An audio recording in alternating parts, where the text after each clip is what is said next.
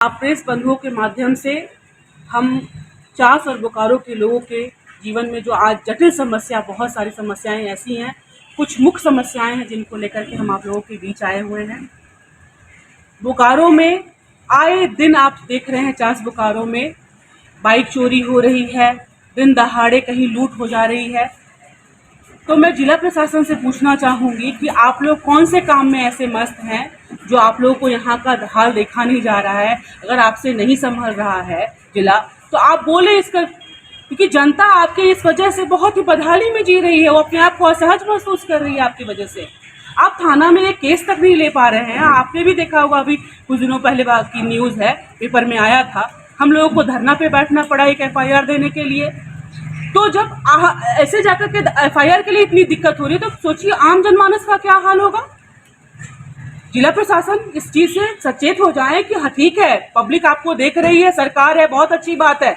आप लोगों का भी सवाल यही होता है कि सरकार आपकी है, ठीक है सरकार है, लेकिन लोगों की समस्याएं भी हैं। समस्याएं कौन सुनेगा, कौन हल करेगा। दूसरा है चास में जो बिजली की समस्या, आए दिन वहाँ पे आंदोलन के माध्यम से, प्रेस बंधुओं के माध्यम से लोग जाकर के लेटर देते हैं, रिक्वेस्ट करते हैं, मुख्यमंत्री जी तक ये बातें गई, लेकिन कोई इसका भी समाधान नहीं निकला। आज भी हमारी चास की जनता जाकर के देखिए कितनी बदहाली में जी रही है। ना पानी है पीने को, ना बिजली है वहाँ पे, बदहाल में। अभी तो चुनाव नहीं हुआ है, लोग कहते हैं अनिल सिंह जी वहाँ पे भी कार्यभार में है, वो बहाना देते हैं कि कोई काम नहीं कर रहा है, ये हड़ताल पे है, वो हड़ताल पे है। कूड़ादान बना करके रखे हुए हैं पूरे चास को। वो आम जनता कैसे रहेगी, वो वहाँ तो सांस लेने तक में भी दूभर हो जाता है। तो कौन है इन सब चीज़ों के लिए जिम्मेदार, कौन इसकी जवाबदेही लेगा। कोई सामने आने को तैयार ही नहीं हो रहा है। कोई तो होगा जो इसकी जवाबदेही लेगा। मैं आप लोगों के माध्यम से पूछना चाहती हूँ, बार बार ये सवाल नहीं हो सकता कि सरकार आपकी है, सरकार मेरी है, तो मुझको तो मुंह में टेप लगा के बैठ जाना चाहिए, मुझको तो कुछ बोलना ही नहीं चाहिए। फिर तीसरा सबसे ज्वलंत मुद्दा अभी देखिए आया है, आज ये बोकारो की धरती पे सबसे बड़ा अगर कुछ धरोहर है, और कोविड काल में भी सबसे बड़ा मददगार साबित हुआ था BSL को देने वाली हमारी विस्थापित के लोगों का जमीन वहाँ इस्तेमाल हुआ। विस्थापितों ने हमारे पूरे उम्मीद के साथ जमीन दिया अपना कि आप देश को आगे बढ़ाइए, उन्नति हो, देश आगे बढ़े। देश तो आगे बढ़ गया, लोगों का खूब कल्याण, बाहर से जो भी जो चीजें हो रही, सारा काम हो रहा है, मिलियन टन बढ़ रहा है, इतना उत्पादन बढ़ रहा है, बहुत अच्छी बात है। लेकिन आज भी हमारे विस्थापित टूअर हो गए हैं, अनाथ की तरह रह रहे हैं।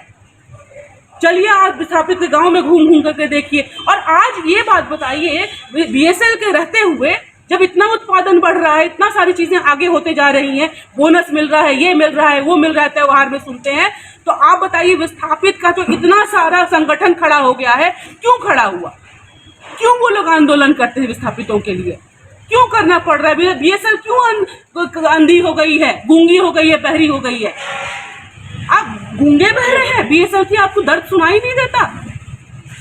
अभी आपने वैकेंसी निकाला अप्रेंटिस का, आप लोग खुद मतलब विटनेस हैं आप लोग कि अप्रेंटिस वाले में बच्चों ने कैसे धरना दिया, भरी बारिश में भीग कर करके, दिन भर धूप में खड़े रह करके, वो इतना सारा आंदोलन हुआ, लेकिन BSL के कान पे, प्रबंधन के कान पे जूं तक नहीं रेंगा। सारे बच्चों को आश्वासन दे दे करके हटा दिया गया। आज फिर आप वैकेंसी लाए हैं, तो वैकेंसी जब आप लाए तो आप ऑल ओवर इंडिया का वैकेंसी ला दिए। 2 साल कोविड का जो उनका आयु समाप्त हुआ, वो आप कहीं उसका मुआवजा कहीं आप यहाँ दिखा नहीं रहे।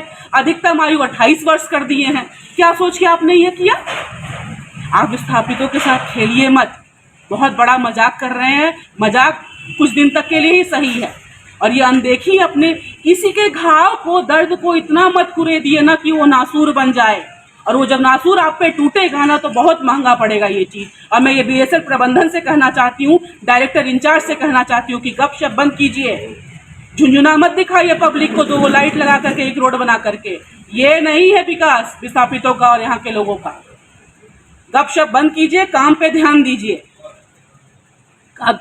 सबसे बड़ी बात ये देखिए, प्रमाण के साथ मैं आपके सामने आई हूँ।